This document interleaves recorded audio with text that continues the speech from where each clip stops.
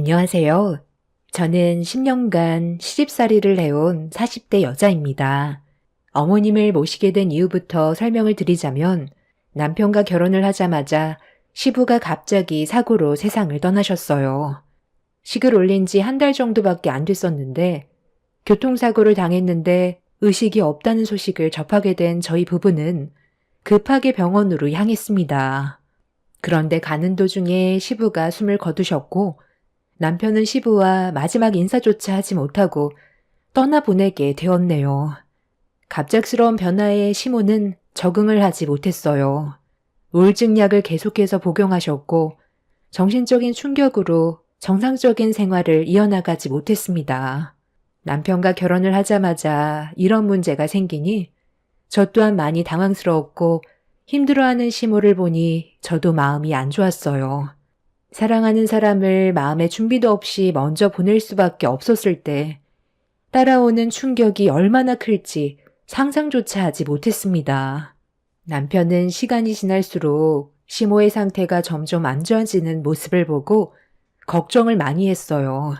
그런 모습을 지켜보고 있던 저도 남편에게까지 안 좋은 영향을 받게 될까봐 앞으로 어떻게 해야 될지 고민을 하고 있었는데 남편이 저에게 부탁을 했어요.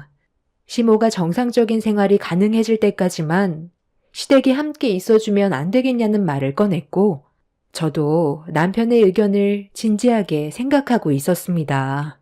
단순하게 결정 내릴 문제는 아니었던 게 시모의 성격을 제가 맞춰주면서 함께 잘 살아갈 수 있을지 그게 제일 큰 걱정이었어요. 결혼한 지 얼마 되지도 않았던 상태라 시모가 저를 어떻게 생각하고 있는지도 모르기 때문에 신중하게 결정을 내려야만 했습니다. 그렇게 남편과 많은 대화를 나눴었고 제가 시부모님께 처음으로 인사를 드렸을 때 반갑게 맞아주셨던 좋은 기억들을 떠올려 시모와 함께 생활해 보기로 결정을 내리게 되었습니다. 저희 부부가 시댁으로 가는 것보단 시모가 저희 집에서 지내는 걸 원했고 시모도 제 의견에 큰 거부감은 없으셨어요. 아무래도 남편과 저는 회사에 출근을 해야 되는 상황이라 시댁의 많은 짐을 챙겨가는 것보다 시모가 간단하게 몸만 들어와서 생활하시는 게 훨씬 더 편할 거라 생각했었어요. 시모도 저희 부부가 힘들게 움직이는 건 싫다고 전적으로 제 말에 따라주셨죠. 그렇게 갑작스럽게 변화가 생겼지만 그동안 지켜봤던 시모의 모습이 너무 안쓰러웠기 때문에 잘한 결정인 것 같았어요. 처음 시작은 여러 가지로 맞춰가는 단계라 쉽진 않았지만 시모도 저희 부부와 함께 사는 게 미안하셨는지 눈치를 많이 보셨어요. 그래서 근처에 집을 알아보는 게 좋을 것 같다면서 의견을 다시 주셨지만 아직까지 시모가 저에게 직접적으로 상처를 줬던 적은 단 한 번도 없었기 때문에 생활이 적응되면 괜찮을 것 같아 집을 알아보는 건 차차 다시 생각하기로 했었습니다. 그렇게 서로가 많은 배려를 하면서 지내다 보니 어느새 새로운 환경에 맞춰가게 되었죠. 시모는 함께 지내는 동안 바라기만 하시지 않고 저희 부부가 출근을 했을 때 집안일과 저녁 준비를 해주셨어요. 항상 이른 새벽에 일어나셔서 아침까지도 챙겨주셨죠.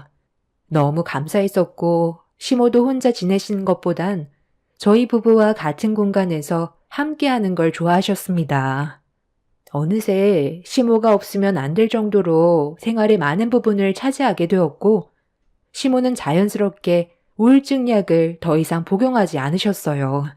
그리고 제 몸에 예상치 못한 변화도 찾아왔었죠. 남편의 아이를 임신하면서 이번엔 반대로 시모의 도움이 필요하게 되자 집으로 돌아가시려 했던 시모는 제 옆에 있어 주셨어요. 저희 친정이 남해라 서울까지 올라올 수 없는 상황이라 집으로 돌아가시려 했던 시모가 이번엔 반대로 저를 도와주셨습니다. 그렇게 아들 손자나 시모의 도움을 받으면서 몸조리까지 할 수 있었는데 시모와의 관계가 너무 좋았던 터라 행복함을 느끼며 생활할 수 있었습니다. 그렇게 제가 시댁의 며느리로 들어와서 지내는 동안 큰 문제 없이 서로가 많은 배려와 도움을 주고받으면서 좋은 관계를 유지하며 지내던 도중 어느 날 결혼식 이후 단 한 번도 모습을 드러내지 않았던 시동생이 찾아왔어요.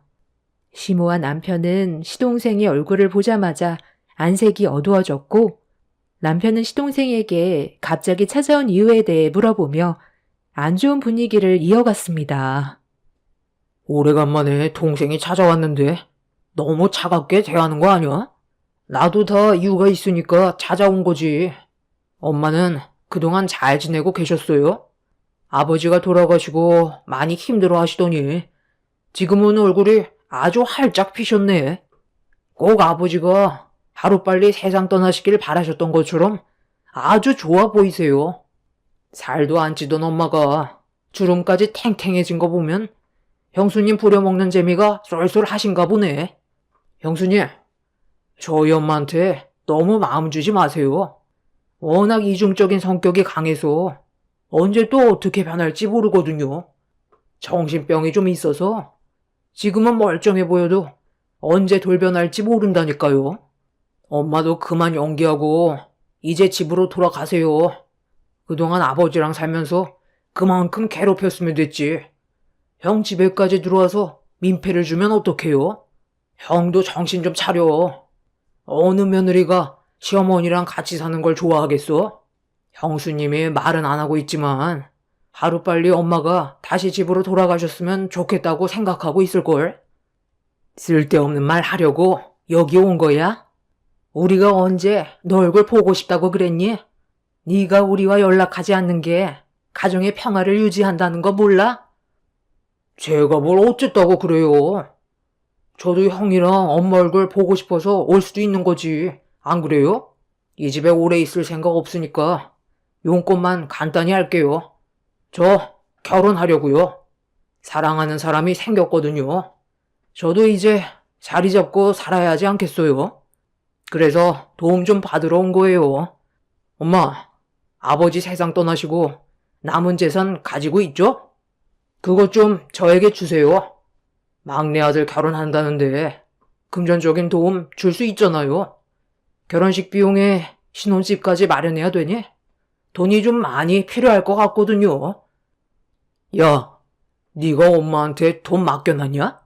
결혼할 생각이 있다는 놈이 지금까지 모아둔 돈도 없어? 어느 정신야간 여자가 너 같은 놈이랑 결혼을 한대? 내가 뭐 어때서? 나는 결혼도 하면 안 돼? 나랑 결혼할 사람 형수님보다 능력 좋은 여자거든? 박사학위 따고 지금 대기업 경제연구팀에서 근무하는 사람이야. 형수님은 지구멍만한 작은 중소기업의 회사원이었는데도 결혼까지 했으면서 왜 내가 결혼한다니까 부정적으로 바라보는 건데? 시작도 하기 전부터 형이 반대할 줄 정말 몰랐네. 너희 형이 왜 그러는지 정말 몰라서 그래? 네가 예전에 어떤 일을 저질렀는지 생각해봐라. 너희 아버지한테 급하게 돈이 필요하다고 꽤 많은 돈을 빌려갔을 때 그 돈 가지고 뭐 했어? 너희 아버지가 그동안 힘들게 벌어모은 돈 자식이 필요하다고 해서 빌려줬더니 그 돈으로 노름해서 순식간에 전부 다 날려먹었잖아. 어머니, 그때는 제가 철이 없었을 때였는데 또 그 얘기를 지금 왜 해요? 그리고 살다 보면 실수할 수도 있는 거지. 한참 전에 있었던 일들 때문에 지금 도와주지 않겠다는 거예요? 정말 너무들 하시네. 이런 식으로 나오면 나도 서운해서 조용히 넘어갈 수 없죠. 깽판이라도 한번 쳐드릴까? 남편은 시동생의 거침없는 막말에 화가 많이 났는지 얼굴을 붉혔어요. 시모도 심각한 얼굴로 시동생을 바라보고 있었습니다. 점점 분위기가 안 좋아지자 시모는 일단 결혼할 상대를 데려와 보라며 얼굴 보고 난 뒤에 다시 얘기하자면서 급하게 상황을 마무리 지었어요. 시동생은 그제야 대화가 좀 통하는 것 같다고 자리에서 일어나 돌아갔는데 남편은 이미 시동생 때문에 화가 많이 난 상태였어요. 시모는 동생의 성격을 모르냐면서 자신이 원하는 대로 해주지 않으면 더 난리를 칠 거라며 더 큰 화를 불러오는 것보다 침착하게 대응하는 게 좋을 것 같다면서 남편의 흥분을 가라앉혔습니다. 남편은 조금이라도 피해를 주는 행동을 한다면 절대로 가만두지 않을 거라면서 찬물을 들이켰습니다. 그렇게 시동생이 떠난 뒤 며칠 뒤 전에 말했던 대로 결혼할 상대의 여자를 데리고 저희 집에 찾아왔어요. 저희 가족은 전에 있었던 안 좋은 일들 때문에 감정이 좋지 않았는데 시동생은 아무렇지도 않은 듯 결혼할 여자를 소개해줬는데 생긴 건 멀쩡해 보이는 여자가 왜 시동생과 결혼할 생각을 가지고 있는 건지 이해를 할 수가 없었습니다. 시모는 예비동서에게 왜 자기 아들과 결혼을 하려는 건지 물어봤어요. 결혼하는데 이유가 필요한가요? 서로 마음 맞으면 같이 사는 거죠. 저희 결혼이 마음에 안 드세요? 뭐야? 장우 씨가 얘기한 분위기랑 전혀 다르네? 아, 이 사람이 지금 얼마나 긴장을 많이 하고 있는데. 좋은 말 좀 해주면 안 돼요? 결혼을 반대할 것도 아니잖아요. 그리고 내가 분명 전날에 연락드렸는데, 뭐 차린 것도 없이 이게 전부예요? 기본적으로 12첩 반상은 만들어줘야죠. 가짓수도 얼마 없이 이게 뭐예요? 기분 나쁜데 참고 있었구만. 일부러 이 결혼 파투내려는 거예요, 뭐예요? 어머니가 궁금한 거 물어볼 수도 있는 거지. 왜 이렇게 부정적이야? 생각해봐라. 너 수준에서 박사학위에 대기업을 다니고 있는 여자를 결혼하겠다고 데려왔는데 당연히 의심스럽지 않겠어? 어머니도 수준 차이가 너무 난다고 생각하니까 노파심에 그런 거잖아. 너는 지금 생산직에서 일하고 있다면서. 그것도 3교대로. 그런데 어떻게 대기업에 다니는 여자를 만날 수 있냐는 거야. 그러니까 어머니가 궁금해서 물어본 건데 네가 너무 예민하게 받아들이고 있잖아. 어차피 알게 되실 것 같으니까 그냥 말씀드릴게요. 저 임신했어요. 벌써 7주차 됐어요. 요즘 속도 울렁거리고 약간 입덧도 하는 것 같아요. 저희 사실 클럽에서 회식하다가 만났어요. 술 먹고 춤추면서 대화 좀 나누다 보니까 통하는 게 은근히 많더라고요. 그래서 몇 번 더 만났는데 사람 괜찮은 것 같아서 결혼 결심하게 된 거예요. 대기업 다닌다고 해서 클럽에 안 가는 건 아니잖아요? 은근 스트레스 풀려고 사람들 많이 다녀요. 저희 부모님도 이 사람이 성격도 화끈하고 남자답고 어른한테 예의 바른 것 같다고 결혼 허락해 주셨어요. 임신까지 했는데 결혼을 안 할 순 없잖아요. 저희 부모님께서는 배가 더 불러오기 전에 하루빨리 식을 올리셨으면 좋겠다고 하셨어요. 그래서 상견례 일정을 최대한 빨리 잡았으면 좋겠는데 언제가 좋겠어요? 저는 다음 주 주말에 했으면 좋겠어요. 끼리끼리 만난다던데 박사 학위까지 취득해서 대기업 연구팀에 소속되어 있다는 여자가 생각하는 말투와 수준을 봤을 땐 이상하게 고등학교도 못 나온 사람 같아 보였어요. 남편은 시동생이 데려온 여자를 바라보며 한숨을 내쉬었고 임신했다는 초음파 사진을 시모에게 내밀었는데 어떻게 결혼을 반대할 수가 있겠어요. 결국 시모는 둘의 결혼을 받아주었고 그렇게 시동생과 예비동서의 결혼은 순식간에 진행이 되었습니다. 상견례부터 결혼식까지 서둘러 끝낸 뒤 시동생은 시모에게 금전적인 도움을 어느 정도 받아 신혼집을 꾸렸는데 정말 어이가 없었던 건 자기가 원하는 걸 전부 다 얻었다고 생각했는지 더 이상 찾아오지도 않았어요. 시모와 남편은 어느 정도 예상하고 있었던 것 같아 보였습니다.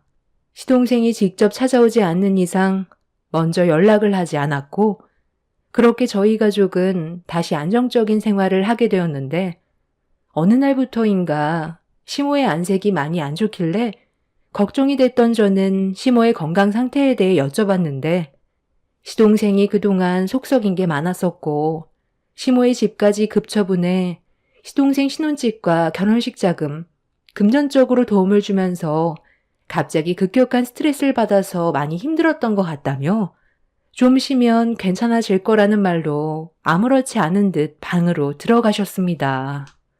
하지만 시모의 건강이 신경 쓰이기 시작한 저는 남편에게 시모와 함께 병원에서 건강검진을 받아봤으면 좋겠다며 남편과 상의 후 병원 날짜를 잡았어요.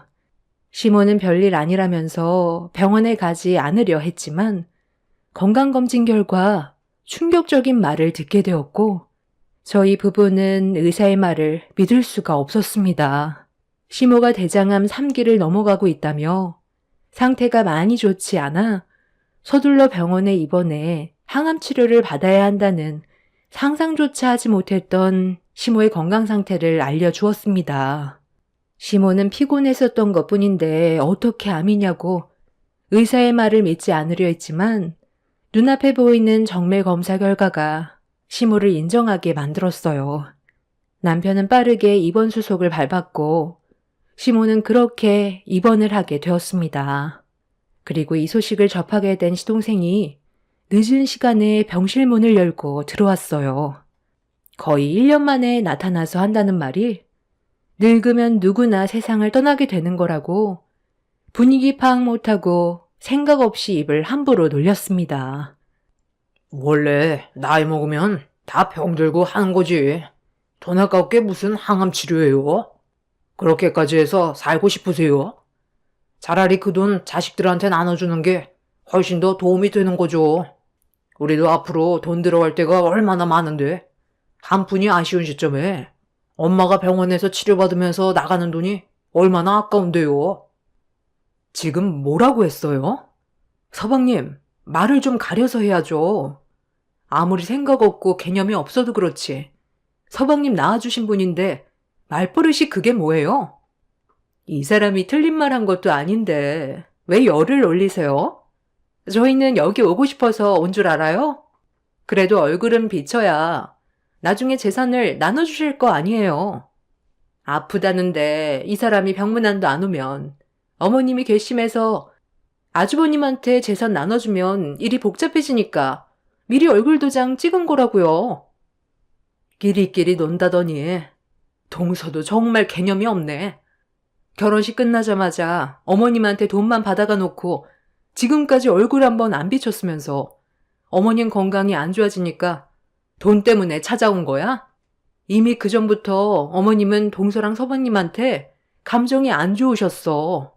이런 식으로 얼굴 들이민다고 해서 상황이 달라질 것 같아?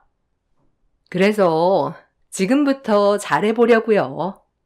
의사 말로는 이미 온몸에 암세포가 전이가 많이 되어 있는 상태라 정상적인 생활을 하기에는 많이 힘들다더라고요. 그래서 어머님이 앞으로 얼마나 버틸 수 있냐고 여쭤보니까 길어야 1년 정도라던데요. 이런 건 저희한테도 미리 말해줬어야죠. 어머님, 앞으로 저도 자주 올게요. 그럴 필요 없다. 그냥 평소처럼 하던 대로 하거라. 너희들이 이런 식으로 행동하는 게 오히려 불편하다. 오늘은 많이 피곤하니까 그만 돌아들 가라. 그럼 내일 다시 올 테니까 푹 쉬고 계세요. 저도 이제 여자 노릇 좀 해야죠. 엄마가 건강이 안 좋으니까 저도 마음이 찢어질 정도로 아파지네요. 남편은 가식적인 모습의 시동생이 보고 싶지 않았는지 병실에서 내쫓아 버렸어요. 시동생 내에는 시모가 병원에 입원한 이후부터 매일같이 찾아왔습니다. 결혼하고 나서 얼굴 한번 보여주지 않았던 동선애가 시모가 세상 떠날 날이 얼마 남지 않았다는 걸 듣게 된 이후부터 병실에 찾아와 얼굴 도장을 찍었어요. 남편은 그런 시동생과 동서의 행동이 많이 불편했는지 얼굴을 붉혔고 병실에서 나가라고 소리를 질렀는데 시모는 그런 모습을 바라보면서 놔두라며 지켜만 보고 계셨죠. 그렇게 몇 달 동안 병원에서 항암 치료를 받았는데 시모의 건강은 조금의 변화도 없었고 되레 상태는 날이 가면 갈수록 안 좋아지고 있었어요. 의사는 생각보다 암 진행 속도가 빠르다며 고개를 저었고 의사의 모습을 바라보고 있던 시모는 갑자기 더 이상의 치료를 거부했어요. 남편은 끝까지 치료를 받아야 한다고 했지만 시모는 주변 정리를 하고 싶어 하셨습니다. 남편과 제가 한참 동안 시모를 설득하려고 노력을 했는데도 어머님은 완강하셨어요. 결국 시모는 병원에서 나와 주변을 정리하셨어요. 그리고 이런 상황을 알게 된 시동생 네애가 또다시 찾아와서 앞으로의 재산은 어떻게 할 거냐고 물어보았죠. 재산 정리 다 하셨어요? 아, 그럼 이제 분배만 남았겠네요? 형이랑 제가 받을 재산이 얼마나 돼요? 미리 알려줘야죠. 그래도 동생인데 훨씬 더 많이 받아야겠죠? 서방님은 어머님 얼굴만 보면 돈 얘기밖에 없어요? 먼저 건강이 어떠신지 그런 것부터 여쭤봐야 하는 거 아니에요? 가뜩이나 지금 분위기 안 좋은데 이런 식으로 행동할 거면 그만 나가세요. 동서도 서방님이랑 같은 생각으로 온 거지? 최대한 빨리 재산 나눠받고 싶은데 어머님이 아무 말도 안 하시니까 답답해서 찾아온 거 내가 모를 줄 알아? 동서는 대기업에 다니고 있어서 돈도 많이 벌고 있잖아. 뭐가 부족해서 어머님 재산을 서둘러 받으려는 거야? 다 쓸 데가 있으니까 그런 거죠. 돈 많다고 돈 싫어하는 사람 봤어요? 형님도 어머님이 재산 나눠주면 좋아할 거면서 왜 착한 척이에요? 다들 제발 그만 좀 하면 안 돼? 내가 지금 참고 있는 거 안 보여? 어머니 앞에서 화내고 싶지 않으니까 나 더 이상 자극할 생각하지 마. 아유, 언성 좀 낮춰. 그렇잖아도 내가 너희들 재산 나눠주려고 이미 전부 다 정리해뒀다. 일단 이거 받아라. 큰며느리 너는 나랑 10년간 함께 생활하면서 많이 힘들었을 텐데 정말 고생 많았다. 너한테 줄 게 이것밖에 없구나. 나랑 자주 다녔던 목욕탕 떼수건이다. 나는 이 떼수건만 보면 너랑 함께 했던 좋은 추억밖에 안 떠오른다. 버리지 말고 잘 간직하고 있어라. 나중에 목욕탕 갈 일이 있을 때 쉼이랑 함께 했던 추억 잊지 말라고 주는 거야. 그리고 이거는 작은 며느리 거다. 은행 대여 금고인데 내가 세상 떠나면 그때 은행 가서 열어보거라. 내가 그동안 힘들게 모아두었던 재산들이 들어있을 거다. 어머머머머, 이거 금고 열쇠예요? 여보, 어머님이 은행 금고 열쇠를 주셨어. 대여금고를 사용할 정도면 얼마나 많은 재산이 들어있다는 거야? 형님은 떼수건이 전부예요? 10년간 어머님 수발 들었는데 얼마나 마음에 안 들었으면 떼수건을 주겠어요. 아, 저는 박사학위의 대기업 연구원이니까 어머님 재산 관리를 잘할 수 있겠지만 형님은 고졸이니 무능해서 돈 관리를 못할 것 같으니까 1,000원 한 장 맡길 수 없나 보네. 평생 떼수건이나 보면서 추억만 많이 먹고 사세요. 어머님, 저희가 지금 많이 바쁜데 먼저 일어나 봐도 되죠? 지금 당장 가서 열어봐도 되는 거예요? 제가 안에 뭐가 들어있을지 너무 궁금해서 못 참겠어요. 당장 확인해 봐도 되죠? 지금 당장 은행에 가봤자 내 승인 없이는 열쇠가 있어도 열지 못한다. 내가 세상 떠나고 나서 가봐야 확인해 볼 수 있을 거다. 그 전까지 궁금해도 참거라. 너희들은 나한테 그때 얘기했었지? 내가 주는 재산 불우한 이웃에 돕는 걸 원한다고. 그래서 너희들이 받아갈 재산은 불우이웃 단체에 전부 전달했다. 어머머머, 그래서 떼수건 한 장 준 거예요? 차라리 그 돈 저희들한테 주라고 하지 그랬어요. 불우이웃 도와줘봤자 그 사람들이 고마워하는 줄 아세요? 우리도 먹고 살기 빠듯한데 불우이웃을 왜 도와요? 이러니 형님네가 가난해서 벗어나질 못하는 거예요. 본인들만 생각하면 안 되죠? 앞으로 애한테 들어갈 돈이 얼마나 많은데. 원래 형은 앞뒤가 꽉 막혀서 대화 자체가 통하지 않아.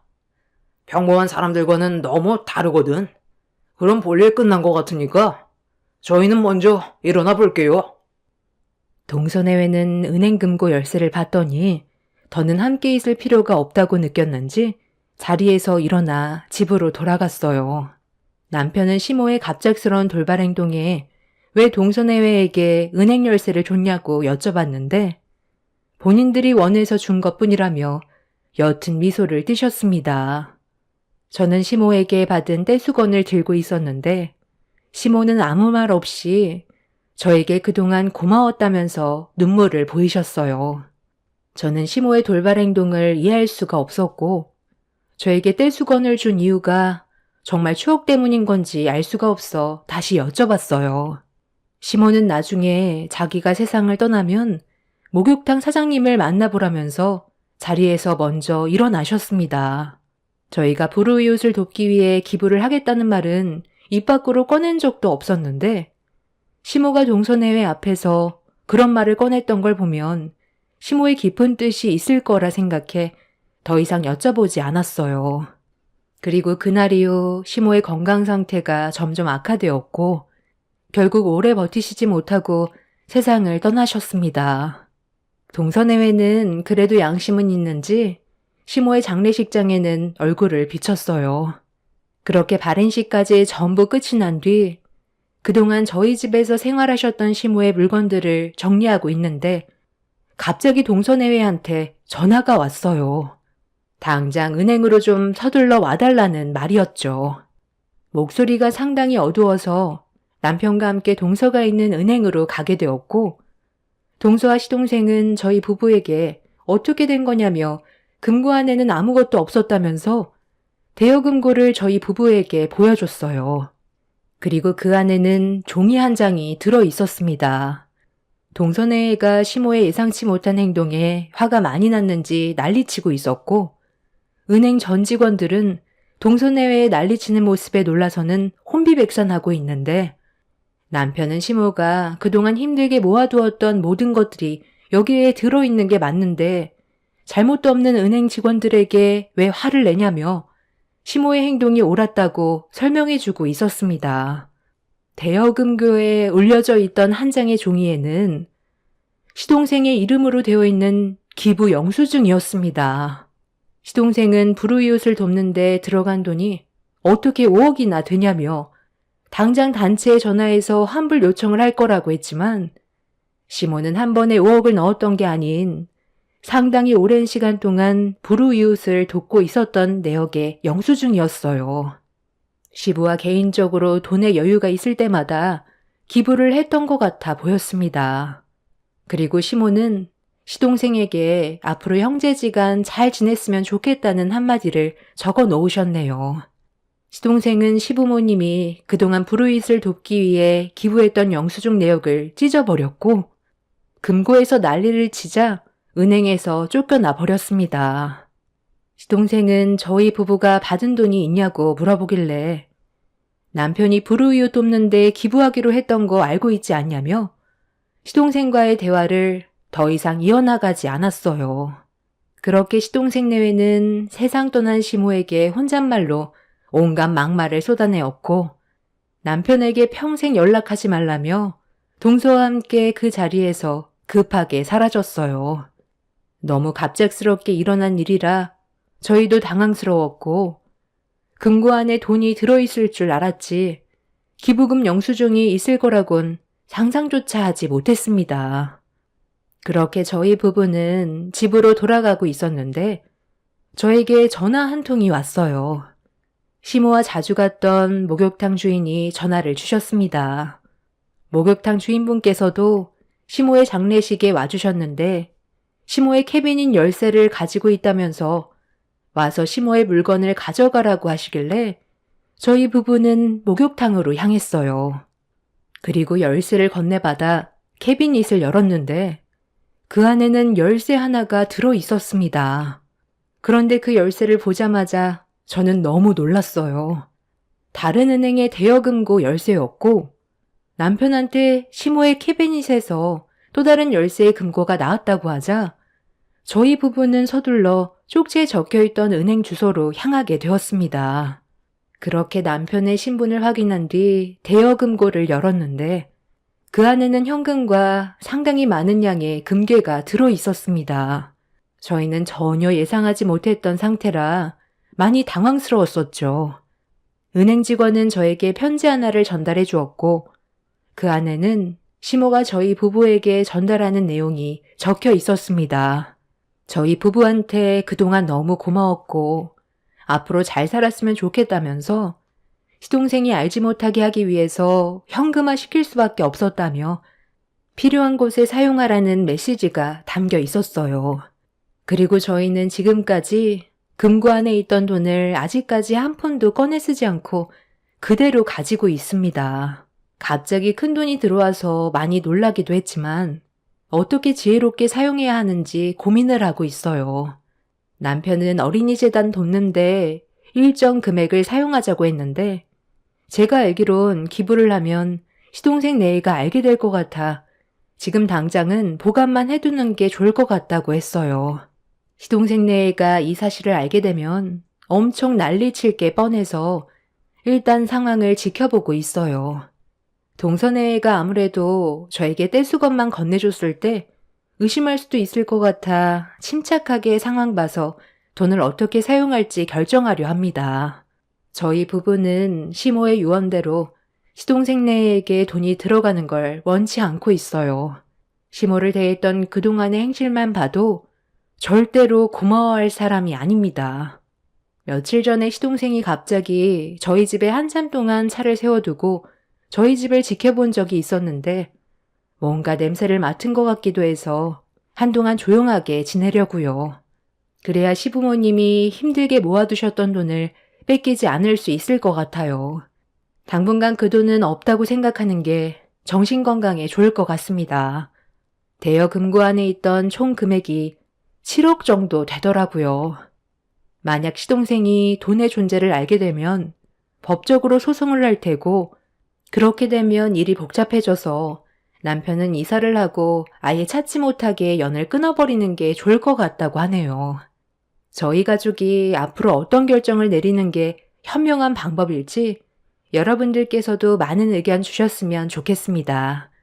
제 사연 들어주셔서 감사합니다. 안녕하세요. 저는 경기도 고양시에 살고 있는 40대 후반 여자입니다. 최근에 제 딸의 결혼식이 있었어요. 그리고 그날 저에게 예상치 못했던 하나의 사건이 터지게 되었습니다. 27년 만에 나타난 전시댁이 결혼식장을 난장판으로 만들어 놓았고 아수라장이 된 상태에서 분노한 딸의 행동은 전시댁을 전부 얼어붙게 만들었어요. 27년 전 지금은 이혼한 전 남편과 이른 나이에 결혼을 하자마자 아이를 가졌어요. 저는 바로 아이를 가지는 것보다 신혼생활을 좀 더 즐기고 천천히 아이를 가지고 싶었는데 시모의 재촉과 남편의 강압에 신혼생활을 즐기기도 전에 아이를 가질 수밖에 없었습니다.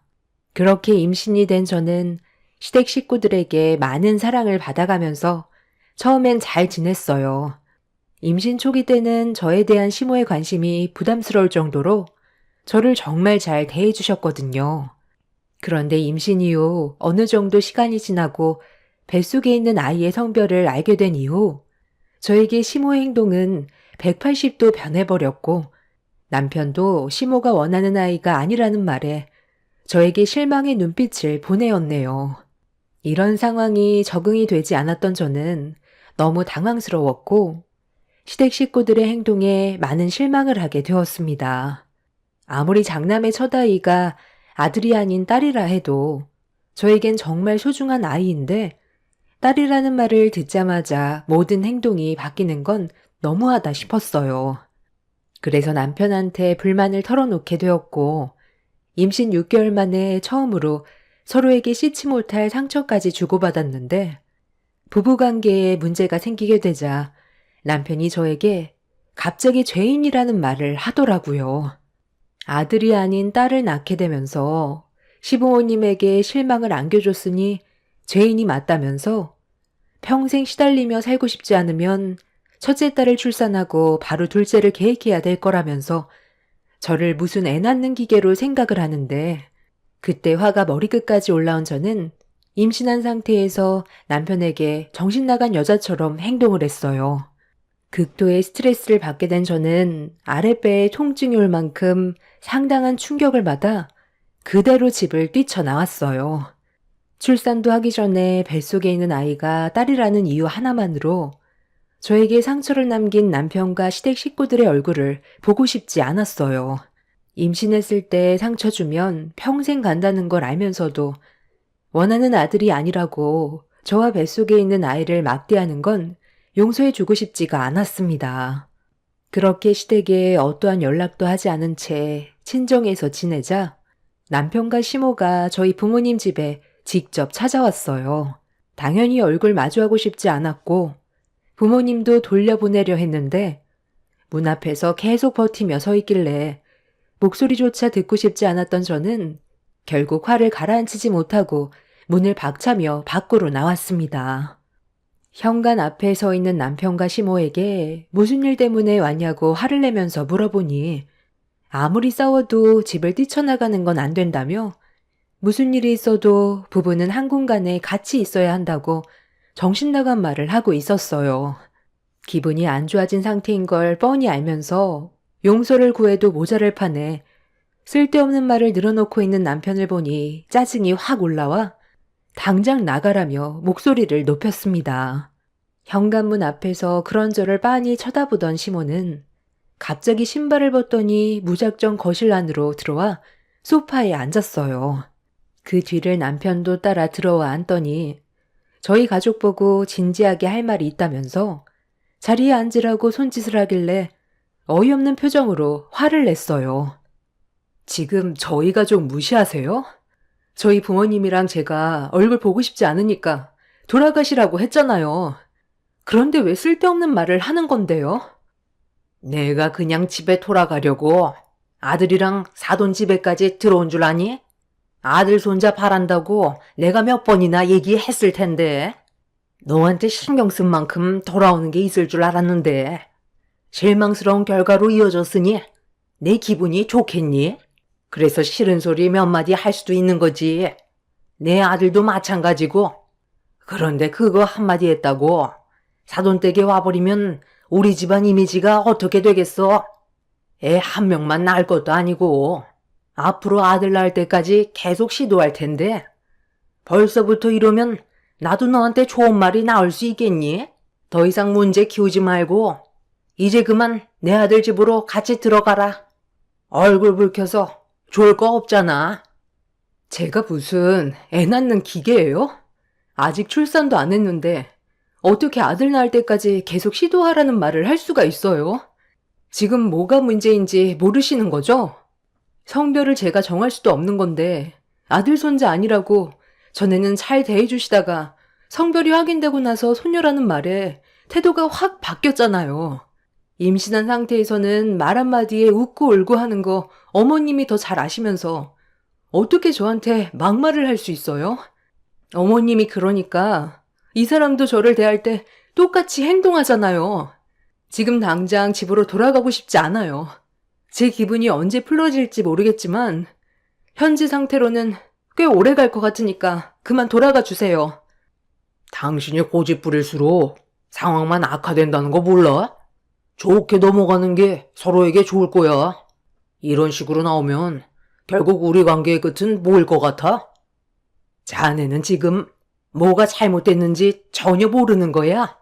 내 딸이 서운해하는 감정을 먼저 풀어주는 게 우선시돼야 다음 단계를 밟아나갈 수 있는 거지. 강압적으로 나오면 해결될 게 뭐가 있겠나? 그리고 방금 자네 내 딸한테 뭐라고 그런 거야? 관계의 끝이 뭐일 것 같냐고? 그 말은 이혼이라도 하겠다는 거야? 부부관계에 금이 가기 시작하면 이혼을 생각 안 해볼 순 없잖아요. 이미 장모님 집에 왔을 때부터 서로 감정이 안 좋아졌는데 좋게 풀어갈 생각도 안 하고 있잖아요. 저는 지금 같이 집으로 돌아가려고 저희 엄마까지 모시고 왔어요. 이 정도 배려했으면 최선을 다하는 거 아니에요? 너도 이제 그만하지. 남편은 뭐가 잘못된 건지 전혀 인지를 하지 못하고 있었어요. 제가 서운했던 걸 알아주는 게 아닌 무조건 집으로 데려가려고만 하는 남편과 시모의 행동에 화가 나 더 이상 대화조차 섞고 싶지 않았습니다. 저희 아빠가 남편한테 언성을 높이면서 시모에게도 한마디 하게 되었죠. 결국 아빠가 나서게 되자 시모와 남편은 집으로 돌아가게 되었지만 남편은 그날 이후 저에게 화가 많이 났는지 더 이상 어떠한 연락도 하지 않았어요. 그렇게 배는 점점 불러왔고 출산이 임박해져 가고 있는데 남편은 끝내 저를 보러 오지 않았습니다. 시부모 또한 산부인과에는 발도 들이지 않았죠. 그렇게 저는 홀로 아이를 출산까지 하게 되었고 부모님은 차라리 이혼하는 게 좋을 것 같다면서 출산을 했는데도 오지 않은 남편에게 많은 실망을 했다며 분노했습니다. 제 마음은 조금도 알아주려 하지 않았던 남편한테 너무 서운해서 몸조리만 끝이 나면 이혼하기로 결정을 내리게 되었습니다. 자기 자식이 태어났는데도 얼굴조차 보러 오지 않았던 남편한테 엄청난 실망을 하게 되었죠. 그렇게 몸조리가 끝이 나고 어느 정도 몸을 추스를 수 있었을 때 이혼 서류를 들고 퇴근 시간에 맞춰 집으로 들어갔어요. 남편은 제가 들어왔는데도 아는 척조차 하지 않았고 상대하고 싶지 않았는지 방으로 들어가려 하길래 들고 있던 이혼 서류를 남편을 향해 던졌습니다. 바닥에 떨어진 서류 봉투 안에 있던 내용물을 확인하더니 저를 바라보면서 서류를 찢어 버리더군요. 그리곤 한다는 말이 이혼만큼은 절대로 안 해주겠다는 어이없는 말을 꺼냈습니다. 이혼 서류 가지고 오면 내가 이혼해 줄 거라고 생각했어? 내가 왜 손해보는 짓을 해야 되는데? 나한테 위자료 청구할 거고 아이 양육비 받아갈 텐데 뭐하러 이혼을 해줘? 차라리 이혼 안 해주고 살면 되지. 이렇게 찾아와서 이혼 서류 던져주면 고맙다고 할 줄 알았냐? 인생이 네가 하고 싶은 대로 다 될 줄 알았나 본데 착각하지 마. 너야말로 나랑 뭐 하자는 건데? 어차피 우리 관계 끝난 거 아니야? 출산하는 거 뻔히 알고 있으면서 산부인과에 아예 올 생각도 안 했잖아. 출산 전에 못 왔으면 출산 후에라도 와서 당신 딸 얼굴 봐야 하는 게 당연한 거 아니야? 그런데 당신은 어떠한 행동도 하지 않았어. 이미 나를 아내로 생각하는 것도 아니고 당신 딸 얼굴도 보고 싶지 않은 거잖아. 아들을 낳았으면 이렇게까지 했겠어? 성별을 몰랐을 때처럼 나와 아이한테 엄청 잘해줬겠지. 출산할 때 오지 않았던 순간부터 우리 관계는 끝난 거고 더 이상 관계 유지할 생각조차 없어. 네가 이런 식으로 고집 부리고 이혼 안 해준다 해도 결국 소송으로 가면 끝이야. 너는 나한테 위자료 토해내야 되고 서로 안 좋은 감정만 쌓이게 될 텐데 서로 굳이 그런 싸움을 만들어야 되겠어? 쓸데없이 일 크게 만들지 말고 이혼 서류 작성해서 법원으로 나와. 여보세요? 엄마, 저예요. 지금 당장 우리 집으로 좀 와주세요.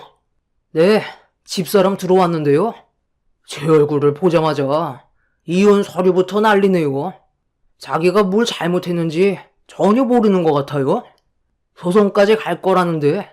아, 당장 오신다고요? 네, 나가지 못하게 붙잡고 있을게요. 가족들 다 온다고요? 아, 알았어요. 최대한 빨리 오세요. 남편은 갑자기 시모와 전화통화를 하더니 현관문을 걸어 잠갔어요. 저를 나가지 못하게 하려는 행동에 화가 나 남편을 밀친 뒤 현관문을 열고 나가려는데 제 옷깃을 잡더니 갑자기 거실로 사정없이 패대기를 쳤어요. 몸조리가 끝난 지 얼마 되지 않아 몸 상태가 좋지 않았는데 남편이 저를 사정없이 밀어버리는 바람에 넘어지는 순간 팔로 몸을 지탱했다가 손목이 꺾이게 되면서 상당한 통증을 유발했어요. 발목이 삔 것 같아 고통스러워 비명을 지르며 눈물을 흘리고 있는데도 남편은 저를 나가지 못하게 하려고 현관문 앞에 서서 가만히 저를 바라만 보고 있었네요. 뭐 하는 짓이냐고 소리를 질렀는데도 제 말에는 대꾸도 하지 않았어요. 발목이 너무 아파서 더 이상 저항하는 것도 불가능했어요. 결국 얼굴을 마주하고 싶지 않았던 시댁 식구들이 현관문을 열고 우르르 몰려 들어왔습니다. 오면서 대충 얘기 들었지만 이혼 서류를 가지고 와서 뭐 어쩌자는 거니? 이혼을 해줘야 되는 이유가 출산날 가지 않아서 그런 거라며? 저번에 내가 사돈댁에서 뭐라고 그랬어?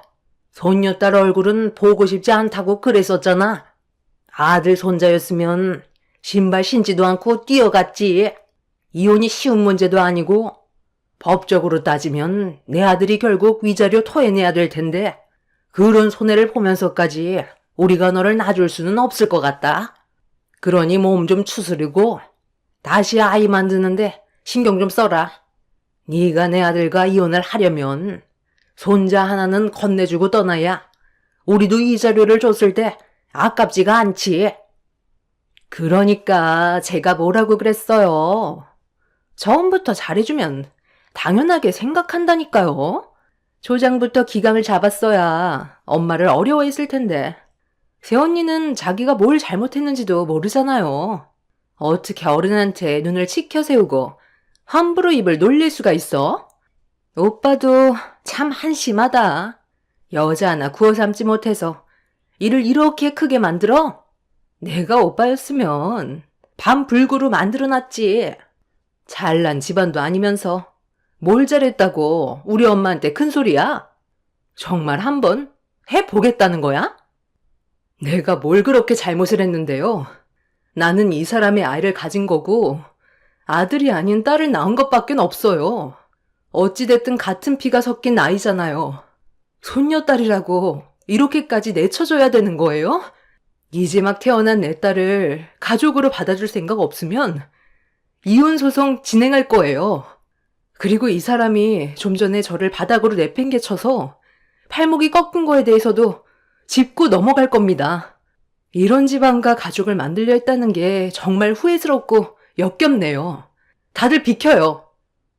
제가 나가려 하자 시모가 저를 가로막더니 몸을 밀치면서 밖으로 나가지 못하게 만들었습니다. 발목이 안 좋아 저항을 못하는 걸 알곤 저를 더 함부로 대했어요. 제가 나와달라면서 어깨로 시모를 강하게 밀친 뒤 현관문을 잡는 순간 시모는 자기를 건드렸으니 쌍방이라면서 저에게 달려들었고 머리채를 잡아 난리를 쳤습니다. 신우도 기다렸다는 듯 저에게 달려와 시모를 거들었어요. 집안은 격한 몸싸움으로 아수라장이 되었고 저에게 사정없이 물건을 던지고 정신 나간 여자처럼 행동한 시모 때문에 저는 온몸이 만신창이가 되어버렸습니다. 다행히 주민분들이 현관문을 두드리면서 집안에 무슨 일이 있냐고 물어보는 말에 제가 도와달라며 도움을 요청하자 그제야 시댁 식구들이 멈췄어요. 비틀거리면서 몸을 일으켜 현관문을 열고 겨우 밖으로 나가자 주민들은 경악을 했고 저는 그날 남편과 시댁 식구들을 상대로 법적 소송을 진행했고 결과는 당연하게도 법정에서 제 손을 들어주었습니다. 그렇게 남편과 이혼을 하고 딸이라서 쓸모없다며 친자 포기각서와 위자료까지 전부 받아낸 뒤에 시댁 식구들과의 악연을 끊어낼 수가 있었어요.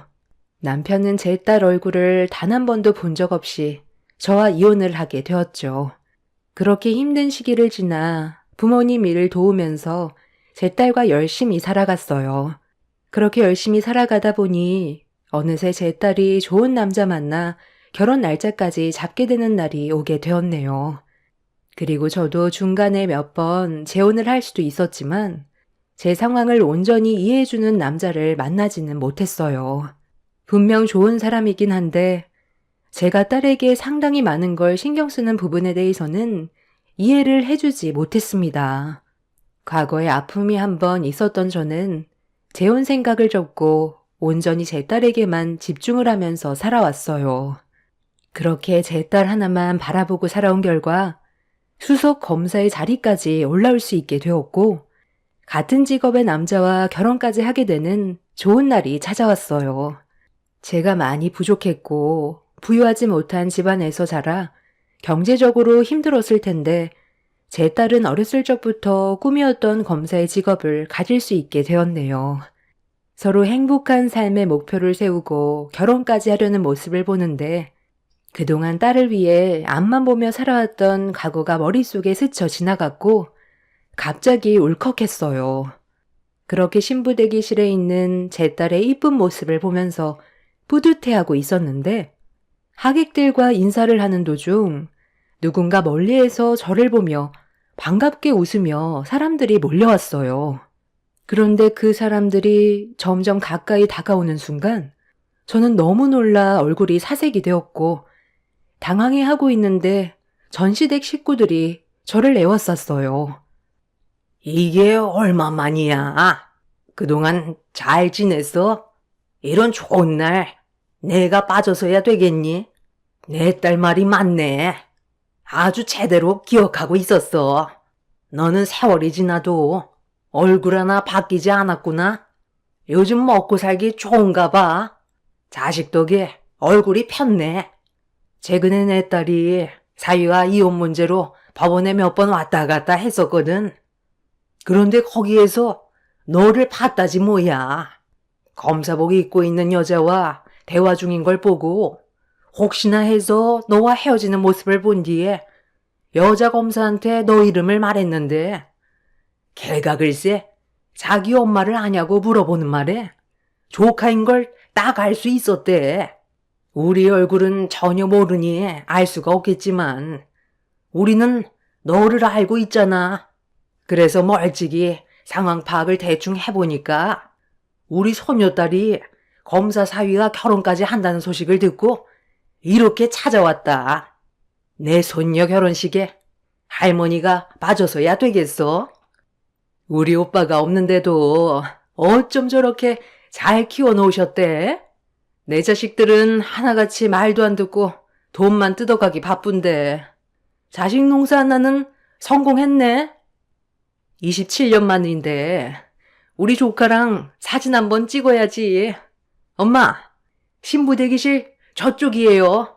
앞으로 우리가 도움을 많이 받게 될 텐데 미리 얼굴 도장 찍어놔야죠. 지금 뭐 하는 거야? 당장 멈추지 못해? 여기가 어디라고 와? 내 딸 결혼식 망치지 말고 좋은 말 할 때 나가. 누가 내 손녀고 조카야? 정신들 나갔어? 전 시부모와 신우는 제가 말리는데도 무작정 밀고 들어갔어요. 전시댁 때문에 소란스러워지자 하객들이 웅성거리기 시작했고 저는 딸의 결혼식을 망치고 싶지 않아 일단 더 이상의 소란은 피우지 않고 어쩔 수 없이 지켜볼 수밖에 없었습니다. 언제든 그 사람들을 내쫓을 준비가 되어 있었고 어떤 행동을 하는지 지켜보면서 상황 파악을 했어요. 전시모는 다리가 불편한지 쩔뚝거리면서 신부 대기실에 들어가 제 딸을 바라보면서 손을 잡았습니다. 아이고, 우리 손녀 그동안 잘 지내고 있었어? 친할머니야. 27년간 얼굴을 못 봐서 할미 얼굴을 기억 못하지? 얼마 전에 너희 고모가 법원 갔다가 너희 엄마 이름 불렀었잖아. 기억나지? 그때 우리 손녀 소식 듣고 할미가 얼마나 놀랐는지 모른다. 그동안 아주 잘 자라줬구나. 너희 아빠가 어떻게 살고 있는지 궁금하지 않아? 많이 보고 싶을 텐데 결혼식 끝나고 인사 와야지. 너희 아빠가 자기 딸이 검사가 된 모습을 보고 얼마나 자랑스러워 하겠니? 결혼식 끝나고 우리 진지하게 대화 좀 잠깐 나눌까? 할미가 그동안 어떻게 살아왔는지 알면 깜짝 놀랄 거다. 너희 아빠가 너희 엄마랑 이혼하고 몇 년 뒤에 건설 현장에서 큰 사고가 났었거든. 전날에 눈이 살짝 왔었는데 돈 벌러 나갔다가 발판에 미끄러져서 발층에서 그대로 추락을 해버렸다. 생명은 다행히 건질 수 있었지만 척추신경이 손상을 입어서 평생을 누워서만 지내야 됐거든. 이런 불행이 갑자기 찾아와서 우리 가족은 먹고 살기 위해 그동안 악착같이 버티며 살았어야 했어. 지금도 빚이 엄청나게 많이 쌓여있고 입에 풀칠하기도 어려운 환경에 놓여 있는데 우리 손녀가 갑자기 나타난 거야.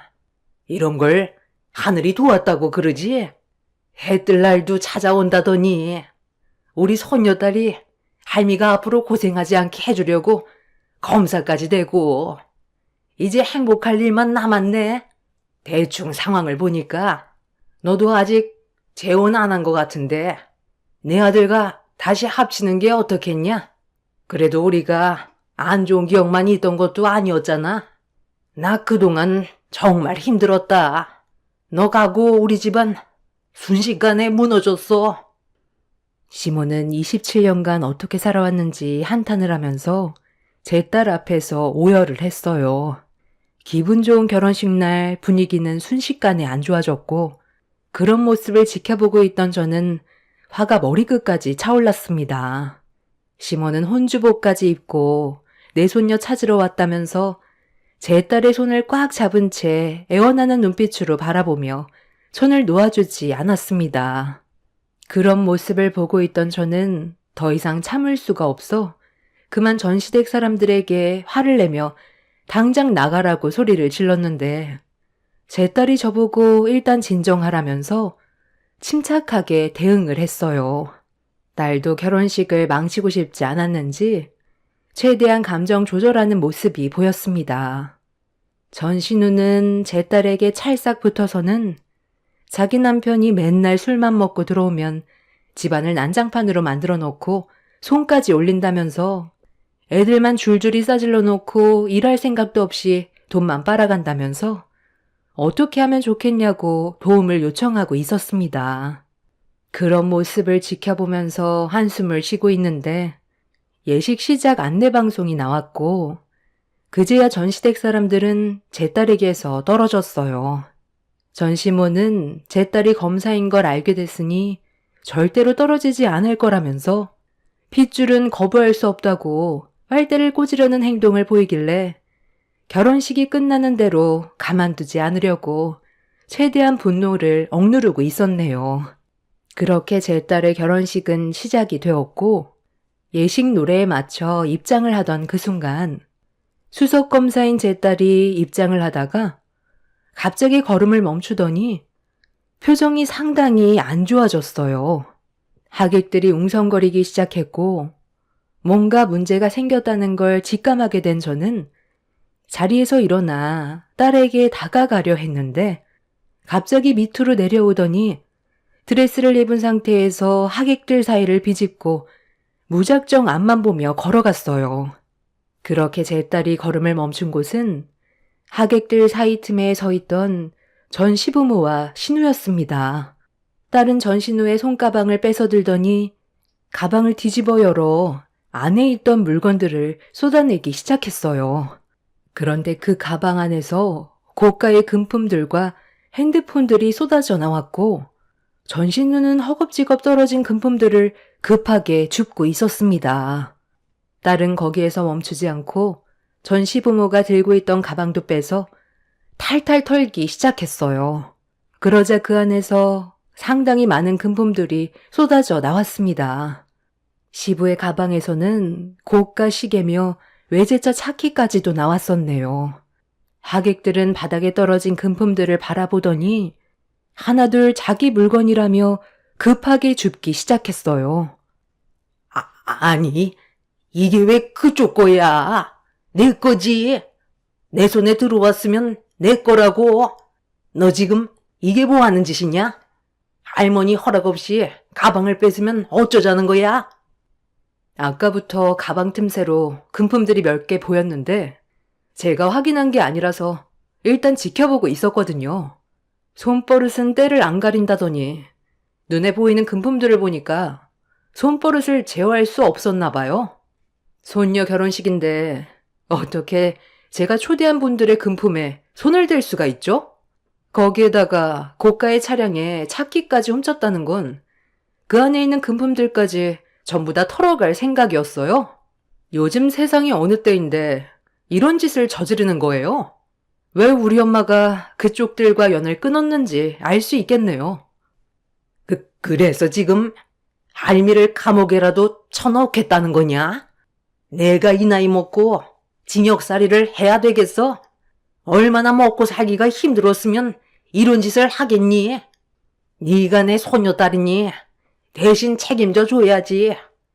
이건 내 손에 들어온 거니까 무조건 내 거다. 27년 만에 할미 얼굴 봤으면 조용히 넘어갈 수도 있는 거지. 이렇게까지 해야 되겠어? 내가 왜 당신의 손녀딸이에요? 저는 오늘 처음 봤는데요. 박 검사님, 이분들 당장 경찰서로 좀 연행해 주세요. CCTV에 전부 다 찍혀 있으니까 증거물 확보하시고요. 금품들은 신분증 확인하고 전부 다 돌려드리면 될 것 같아요. 다시는 우리 앞에 나타나지 마세요. 그쪽들이 어떻게 살아왔는지 나는 전혀 궁금하지 않거든요. 우리 엄마가 당신들 때문에 얼마나 힘든 삶을 살아왔는지 알아? 손버릇을 보니까 한두 번 범행을 저지른 것 같지 않은데 이번에 콩밥 좀 길게 잡숴야 되겠네요.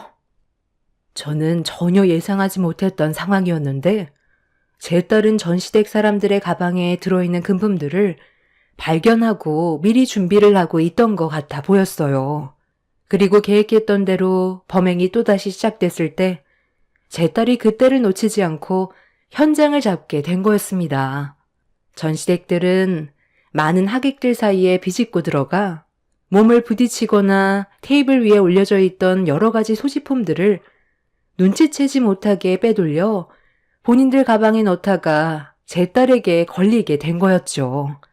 그렇게 제 딸은 결혼식에 참석한 동료 검사에게 사건 처리를 잠깐 맡기면서 결국 전시댁 사람들은 경찰에 의해 연행이 되었고 상황 정리가 전부 다 끝난 다음 결혼식을 다시 진행했습니다. 그리고 결혼식이 끝난 뒤 사위가 이번 사건을 전담하게 됐는데 정가가 상당히 화려하더라고요. 특히 전신우는 정가 6범이었습니다. 전신우의 남편도 사기절도 정가 4범이었네요. 전시모와 시부 또한 정가 2범으로 이미 몇 번 형을 받고 나왔었는데 이번만큼은 제 딸이 사건에 개입이 되어 있었기 때문에 철저한 응징을 할 수 있을 것 같습니다. 검사 사이는 현재 전 신우에게는 징역 5년, 전 시부모에게는 징역 3년형을 판사에게 요청을 했어요. 판사는 사위의 손을 들어줄 것 같습니다. 두 번 다시 기억하고 싶지 않았던 인간들을 27년 만에 보게 된 것도 충격이지만 제 딸의 결혼식에서 행패 부린 것도 모자라 범죄까지 저지른 거에 대해선 절대 용서해주고 싶지 않네요. 제 딸이 태어나고 단 한 번도 찾지 않았으면서 검사 됐다고 빌붙으려 했던 그 집안 사람들의 최후가 나락으로 떨어지는 모습을 보게 되니 27년 동안 응어리졌던 과거의 아픔을 이제야 쓸어내릴 수 있게 되었습니다. 앞으로 제 딸이 믿음직스러운 사위와 행복하게 살았으면 좋겠어요. 제 사연 들어주신 분들 감사합니다. 안녕하세요. 저는 최근에 겪었던 사건 때문에 너무 서러워서 사연을 신청하게 된 30대 후반 여자입니다. 같이 살고 있는 남편과는 결혼 5년 차 되었고요. 4살 된 딸 하나 키우고 있습니다. 그리고 뱃속엔 둘째까지 생겨서 현재 8개월 차 되었습니다. 그런데 둘째도 딸이라서 그런지 저에게 기대를 많이 했던 시모는 딸이라는 말을 듣곤 깊은 한숨을 내쉬었어요. 둘째를 임신했을 때 무조건 아들 손자가 나와야 한다며 첫째 때와 다르게 온갖 좋은 음식은 다 먹었던 것 같아요. 그런데 결과적으로 딸이라는 말을 들었을 때부터 시어머니의 행동은 전과 다르게 상당히 차가워졌습니다. 남편도 시모가 저를 대하는 쌀쌀맞은 모습이 신경 쓰였는지 최대한 좋게 대화로 풀어나갔지만 시모의 심술은 날이 가면 갈수록 점점 더 심해졌어요. 아들을 낳고 싶다고 제 맘대로 되는 것도 아닌데 시모는 남들은 잘만 낳아주는 아들 손자 얼굴을 구경도 못하고 세상 떠날 것 같다면서 며느리를 잘못 들였다고 불만을 털어놓았습니다.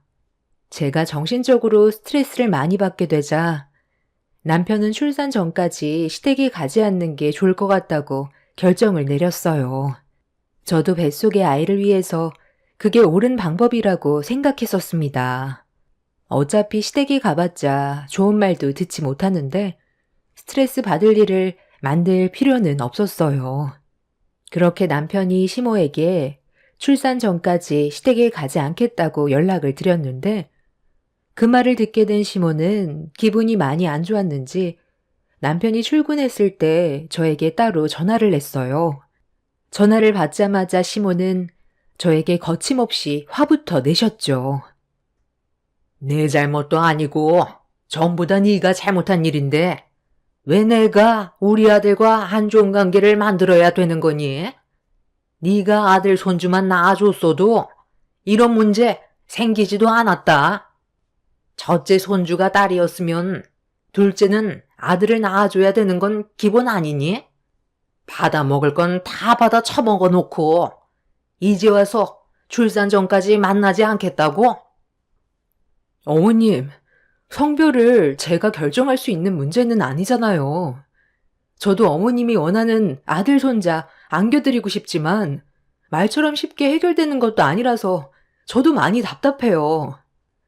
셋째 계획은 언제 세울 거니? 설마 둘째에서 끝낼 건 아니지? 내가 세상 떠나기 전에 아들 손자 안아보는 게 소원인데 둘째로 끝낼 거냐고? 어머님, 아직 둘째는 세상 밖으로 나오지도 않았어요.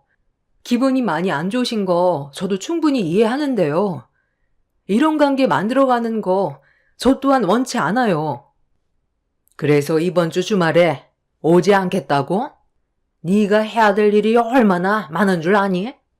이번에 내 큰아들이 결혼할 여자 소개해 준다고 했거든? 음식 준비도 해야 되고 집안 대청소도 해야 되니까 내 아들 잘 구슬려서 무조건 내려오거라. 왜 아무 말도 없는 거니?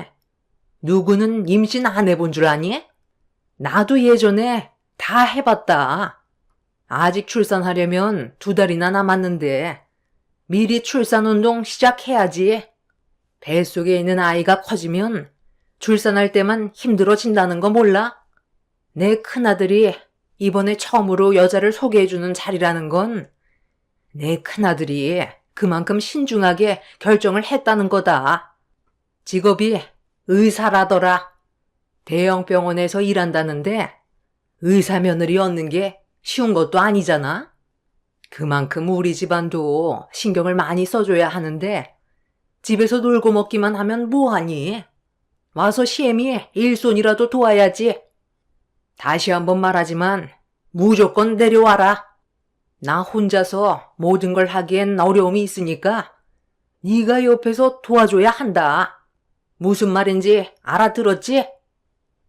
아주버님과 결혼하게 될 의사 예비 형님이 주말에 시댁에 인사를 온다고 임신 8개월 차인 저에게 일을 시키려 하고 있었어요.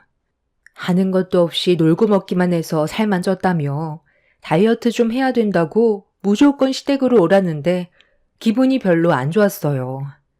음식이며 대청소며 모든 것들을 저에게 시킬 거라는 걸 알기 때문에 시모의 물음에 대답을 하지 않았습니다. 제가 아무 말도 하지 않고 듣고만 있자 집안 분란 만들지 말고 좋게 넘어가는 게 좋을 거라며 자기 아들 잘 구슬려서 오라는 말 한마디 덧붙인 뒤 전화를 끊었어요. 임신 8개월 차 만삭인 제가 만약 뱃속에 아들 손자가 있었다면 손가락 하나 까딱하지 않게 모든 걸 다 해주셨겠지만 손녀라는 이유 하나만으로 저를 대하는 모든 행동들이 차가웠고 신경질적이었어요. 제 뱃속에 있는 손녀딸은 어떻게 돼도 상관없다는 듯 보였습니다. 첫째도 아닌 둘째를 임신한 상태에 4살 된 첫째 딸도 돌봐야 하는 상황인데 시댁에서 음식하고 청소까지 하라는 시모의 말에 정말 많이 서운했고 저에게는 평생 상처로 각인이 되었습니다. 첫째가 딸이었을 때도 출산할 때까지 눈치만 주더니 둘째까지 딸이게 되자 시모의 말투와 행동은 거침이 없었어요. 그날 저녁에 남편한테 시모와 전화통화했던 내용에 대해 설명을 했고 남편은 시모의 요구가 말이 안 된다면서 곧장 핸드폰을 들었어요. 그런데 시모가 아닌 아주버님한테 전화를 걸었습니다. 남편은 제가 어떤 상태인지 설명을 한 뒤에 만삭인 몸으로 시댁에서 음식과 청소를 해줬으면 좋겠냐고 물어봤고, 아주버님은 임신한 몸으로 무슨 일이냐며 그렇게까지 할 필요 없다면서 시댁에서 간단하게 인사만 드릴 거니 저희 부부는 오지 않아도 된다고 상황을 정리했습니다. 예비 형님이 많이 바빠서 잠깐 얼굴 보는 건데 굳이 그렇게까지 신경 쓰지 않아도 된다며 임신한 몸으로 애도 돌봐야 하는데 그러다 몸살이라도 나면 큰일이라고 절대로 시댁에 오지 말라며 대화를 마무리 지었습니다. 남편은 그렇게 아주버님과의 전화를 끊자마자 곧장 시모에게 다시 전화를 걸었어요. 어머니, 좀 전에 형이랑 전화 통화했어요. 이번 주 주말에 예비 형수님 인사 온다면서요. 그래서 그 문제 때문에 형과 대화 좀 나눠 봤는데요. 아주 잠깐 인사만 드리는 자리라 우리까지 오지 않아도 된다고 하더라고요. 음식 만들 필요도 없다던데요. 그리고 이 사람 만삭인 몸으로 애도 봐야 하는데 무슨 음식을 만들어요. 거기에 청소까지 하라고 했다면서요. 엄마가 원하는 아들 손자가 아니라 해도 똑같은 손주인데 이건 정말 너무한 거 아니에요? 그래서 오지 않겠다는 거야? 너희 형이 처음으로 결혼할 여자를 데려오는 건데 잠깐 있다가 간다 해도 신경 써주는 게 받는 사람 입장에선 그게 얼마나 크게 다가오는 줄 모르니? 걔는 내가 좋게 설명해서 오라고 했는데 상황을 이런 식으로 만들어? 잠깐 전화 좀 바꿔봐라. 말 한마디 전달 못해서 집안 분란을 키우냐고. 집안을 무너뜨리는 건 어머니죠. 상식적으로 생각을 좀 해보세요. 이 사람 만삭인 상태에서 혼자서 4살 된 딸까지 돌보고 있어요. 하루하루가 버티기 힘든 상황이라고요. 내일 아침에 장모님 오시기로 했고 이번 주 주말 내내 같이 있을 예정이니까 이 사람한테 오라고 하지 마세요. 시모는 남편과 한참 동안 서로 언성을 높이면서 안 좋은 말들을 주고받더니 집안의 불안은 전부 저로 인해 시작되는 거라면서 꼴도 보기 싫으니까 오지 말라며 전화를 끊어버렸어요. 제 상황에 대해서는 전혀 생각해주지 않고 오로지 시모의 입장에서만 말씀하시는 게 너무 서운했어요. 남편은 차라리 잘 된 거라며 이참에 한동안 얼굴 볼 일 없을 거니 더 이상 신경 쓰지 말라고 했지만 남편과 통화할 때 들려온 시모의 화가 난 목소리는 안 좋은 일이 일어날 것만 같은 느낌이 들었습니다. 그렇게 저는 주말에 출장을 떠난 남편 대신 엄마가 아이들 보는 걸 도와주셨는데 저녁에 연락도 없이 갑자기 시모가 찾아왔어요. 당황한 저와 엄마는 일단 문을 열어주긴 했었는데 시모는 제가 시댁에 가지 않아서 화가 머리끝까지 올라왔는지 얼굴을 붉히며 집 안으로 들어오셨습니다. 내가 너한테 그렇게 부탁했는데 결국 끝까지 오지 않아서 나 혼자 얼마나 힘들었는지 아니? 네가 생각이 있으면 사돈한테 아이 맡긴 뒤 충분히 도와줄 수 있는 건데 그게 그렇게 싫지? 오늘 고생한 것만 생각하면 아직까지도 화가 가라앉지 않는데 너는 지금까지 아주 속 편하게 있었나 보다. 사돈, 저도 어떤 상황인지 어느 정도 듣긴 했었는데요. 갑자기 연락도 없이 찾아와 제가 보는 앞에서 화를 내면 경우가 아니지 않나요? 그럼 내가 여기 놀러 왔겠어요? 나 때는 출산 전까지 시어머니가 시키는 일은 전부 다 가리지 않고 했었어. 가뜩이나 둘째도 손녀딸이라 기분이 안 좋은데 이제는 아예 시미 말 무시하고 집안 분란까지 만들어? 오늘 나 혼자 고생한 거 생각하면 우라통이 치밀어서 너한테 한마디 해야 내 화가 가라앉을 것 같아 찾아왔다. 어머님 며느리 얻는 거지 제 며느리 얻는 거 아니잖아요. 그리고 아무리 집안 가족 일이라고 해도 제 몸 하나 제대로 가눌 수 없을 정도로 무거워져서 조금만 움직여도 숨까지 차오르는데 어떻게 음식을 만들고 청소를 할 수가 있겠어요. 오히려 가봤자 짐밖에 안 된다고요. 어머님이 생각하는 대로 제가 따라주지 않으면 또 저에게 막말하실 거잖아요. 저도 고민 안 한 거 아니에요. 하지만 몸이 정말 힘든데 어떻게 도와드릴 수 있겠어요. 일단 화 좀 가라앉히고 좀 앉으세요. 제 딸한테 화풀이 하려고 오셨으면 그만 돌아가 주세요. 이런 식으로 찾아오시는 게 오히려 더 큰 문제를 일으킨다는 거 모르는 거 아닐 텐데요. 엄마와 시모는 얼굴을 붉히면서 몸을 부딪히며 안 좋은 눈빛을 주고받길래 상황이 안 좋아질 것 같아 중간에서 말렸는데 그 순간 시모가 저를 강하게 밀쳤고 중심을 잡지 못한 저는 그대로 뒤로 넘어져 버렸습니다. 엄마는 제가 넘어진 걸 보자마자 시모의 머리채를 잡아 사정없이 흔들었고 엄마의 돌발 행동에 당황한 시모도 엄마의 머리채를 잡으려 했는데 이미 엄마는 제가 넘어진 모습을 보곤 이성을 잃어버려 시모를 정신 차리지 못하게 좌우로 계속해서 흔들었어요. 그렇게 바닥으로 내동댕이 쳐진 시모가 엄마를 노려보면서 자기 몸에 손을 댄 거에 대해서는 조용히 넘어가지 않을 거라며 화를 내자 엄마도 임신한 저를 밀친 거에 대해 좋게 넘어갈 생각 없다면서 시모의 말을 받아쳤어요. 그렇게 안 좋은 분위기가 이어지고 있는 사이 현관문이 열렸고 당일 출장을 다녀온 남편이 집으로 들어왔습니다. 아주 잠깐 눈앞에 펼쳐진 상황을 파악하던 남편은 이 모든 게 시모 때문에 벌어진 일이라는 걸 눈치챘는지 시모를 일으켜 세운 뒤 집 밖으로 쫓아내려 했는데 그 순간 시모가 남편의 뺨에 손을 올렸습니다. 저와 엄마는 시모의 행동에 경악을 했고 남편도 당황한 듯 보였어요. 내가 널 어떻게 키웠는데? 어떤 상황인지 물어보지도 않고 엄마를 내칠 수 있어? 지금 엄마 머리를 파봐라. 오늘 예비 며느리 인사 온다고 해서 미용실 가서 비싼 돈 주고 머리까지 만졌는데 사돈이 내 머리를 이 지경으로 만들어 놨다고. 너는 엄마가 당하고 있었는데도 아무렇지도 않은 거야? 제가 없을 때 무슨 일이 있었는지 안 봐도 딱 알 수 있는데 뭐하러 물어봐요. 오늘 형이 예비 형수님과 결혼 문제로 집에 데리고 왔을 때 엄마 혼자 고생한 것 때문에 화가 나서 분풀이 하려고 왔겠죠. 제 말이 틀렸어요? 엄마 머리가 만신창이가 된 건 임신한 이 사람한테 해서는 안 될 행동을 했으니까 장모님이 화가 나셔서 엄마 머리를 그렇게 만든 거 아니겠어요?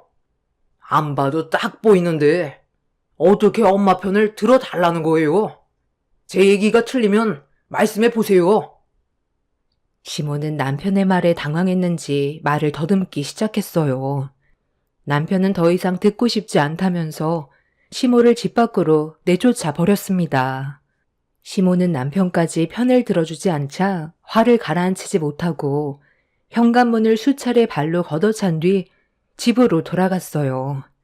그렇게 시모가 한바탕 난리를 치고 떠난 뒤에야 숨을 쉴 수 있었고 엄마는 시모가 임신한 저를 강하게 밀쳐서 큰일 날 뻔했다면서 소파로 넘어진 게 천만다행이라며 저를 침대에 눕혀주었어요. 엄마는 시모의 행동을 이해할 수가 없다고 남편한테 불만을 털어놓았고 남편은 흥분한 엄마한테 죄송하다며 고개를 떨구었습니다. 그렇게 한바탕 난리를 친 이후 한동안 시모에게 연락도 없었고 어느 정도 안정을 되찾아가고 있었는데 어느 날 아주버님한테 전화가 왔어요. 상견례 문제로 남편과 상의를 하고 있었습니다. 아무래도 상견례는 가족들과 함께 모여야 하는 자리라 아주버님은 남편한테 조심스럽게 물어봤어요. 시모가 저희 집에서 한바탕 난리 쳤다는 걸 알고 있어서 상견례 자리에서 시모의 얼굴을 보는 게 불편할지도 모른다고 생각했는지 참석을 안 해도 된다며 부담스러워하지 말라고 했는데 아주버님 일은 별개라 남편은 저와 상의하고 다시 연락 주겠다면서 전화를 끊었습니다. 그렇게 남편과 한참 동안 대화하고 내린 결정은 상견례는 참석하기로 결정을 내렸어요. 그래도 양가 집안 모이는 자리인데 남편이 참석 안 하는 건 그 집안에 대한 예의가 아닌 것 같아 상견례는 가기로 했었죠. 중요한 자리인데 시모도 조심할 거라 생각했었어요.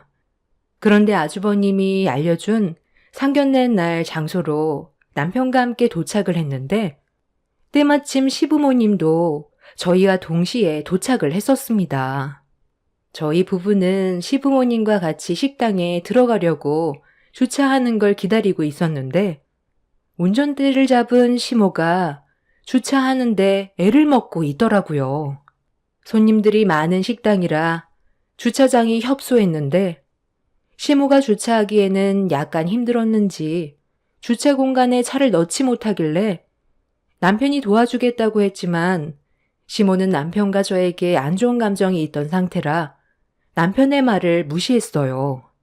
원래 시부가 운전을 하셨는데 예전에 교통사고로 다리를 크게 다치셔서 운전을 할 수 있는 몸 상태가 아니라 그때부터 시모가 대신 운전대를 잡았어요.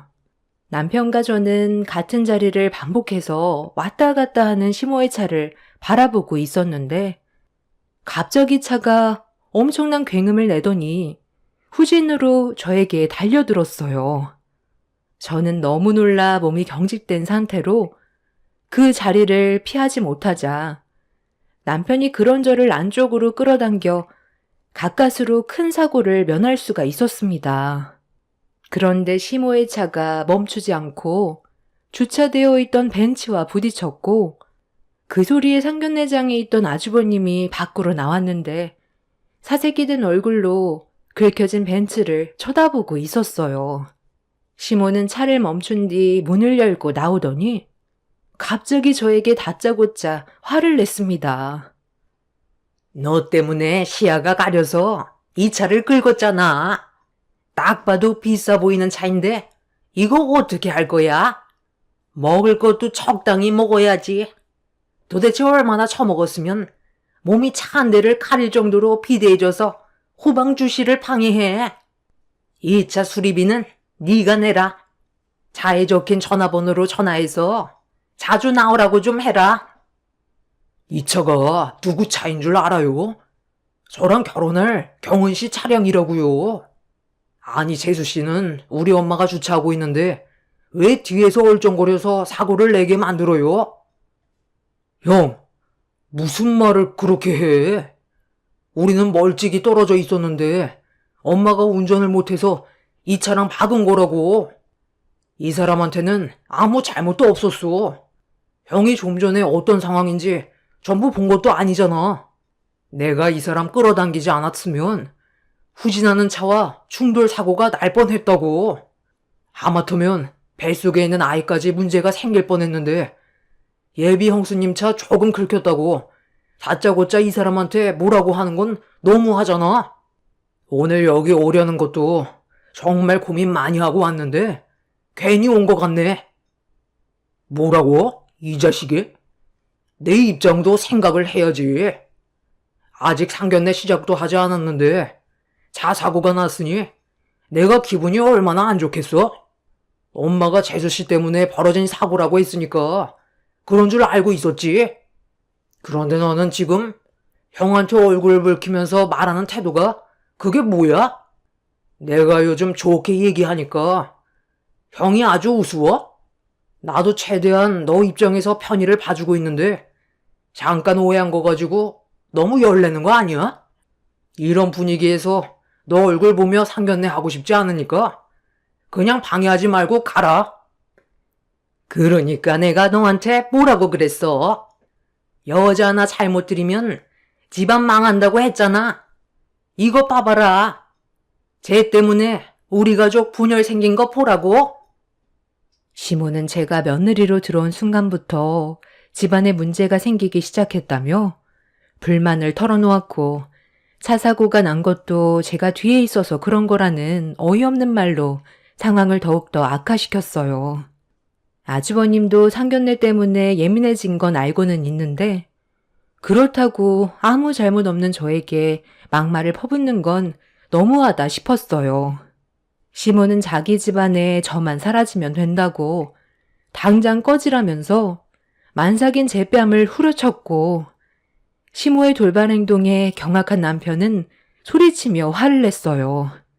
시모에게 뺨을 세게 맞게 된 저는 귀가 먹먹할 정도였는데, 순간적인 충격으로 인해 너무 놀랐는지 몸이 경직돼 아랫배에 진통이 오기 시작해 그 자리에 주저앉아 버렸습니다.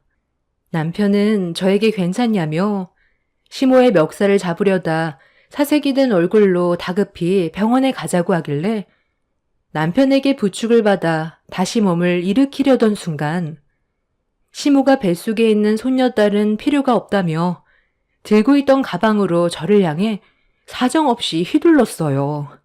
남편은 정신 나간 시모에게 그만 좀 하라며 강하게 밀쳤고, 아주버님은 엄마한테 무슨 짓이냐며 남편의 멱살을 잡아 주먹을 쥐어 올리는 충격적인 상황이 벌어지려는 그때 뒤에서 아주버님을 향해 누군가 소리를 질렀어요.